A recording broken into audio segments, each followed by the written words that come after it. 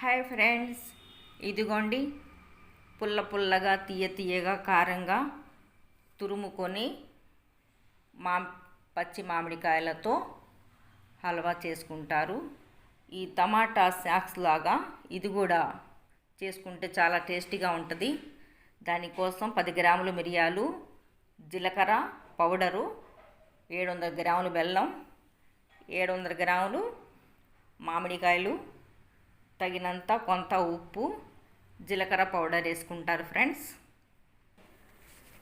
కడిగి ఇలా మామిడికాయ పొడిగుడ్డతో ఎంచక్కగా తుడుచుకోవాలి ఫ్రెండ్స్. ఇదిగోండి ఫ్రెండ్స్, ఇలా తురుముకోవాలి.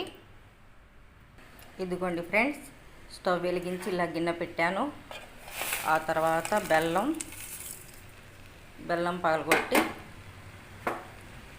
ఆ తర్వాత మిరియాలు, జీలకర్ర వేసుకోవాలి. మిరియాలు పిల్లలు విడిగా అయితే తినరుగా ఫ్రెండ్స్. ఇందులో వేసి పెడితే మిరియాలు కూడా పుల్లగా తీయగా అవుతాయి. అందుకోసమని నేను ఇలా మిరియాలు వేసాను.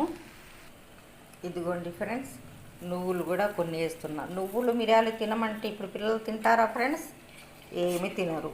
అందుకోసమని ఏదో రూపంలో మనం ఇలా పిల్లలకి అందిస్తే తినే వరకు తింటారు. తినకపోతే చేసేది ఏం లేదు. అందుకోసమని నువ్వుల్లో కాల్షియం ఉంటుంది ఫ్రెండ్స్. మిరియాలు ఘాటుగా ఉంటాయి. గొంతు ఇన్ఫెక్షను అలాంటి వాటి మిరియాలు చాలా పనిచేస్తాయి ఫ్రెండ్స్. అవి కూడా పుల్లగా తీయగా అయిపోతాయి. ఇదిగోండి, పిల్లలకి ఏదో రూపంలో ఆహారం రూపంలో పెట్టండి ఫ్రెండ్స్. ఆ తర్వాత కొంత ఉప్పు వేసుకోవాలి ఫ్రెండ్స్. లాస్ట్న కొద్దిగా జీలకర్ర పౌడర్, కారం వేసుకుంటే సరిపోతుంది తగినంత. కొంత మిరియాల పౌడర్ ఫ్రెండ్స్, ఒక స్పూన్ కారం చల్లుకుంటే సరిపోతుంది.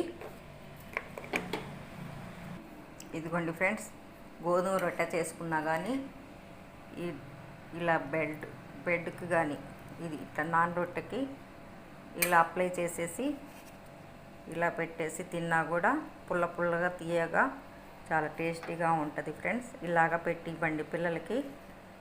బయట తినకుండా ఏదో మన ప్రయత్నం మనం చేస్తాం. ఆ తర్వాత చేసేది ఏం లేదు తింటే.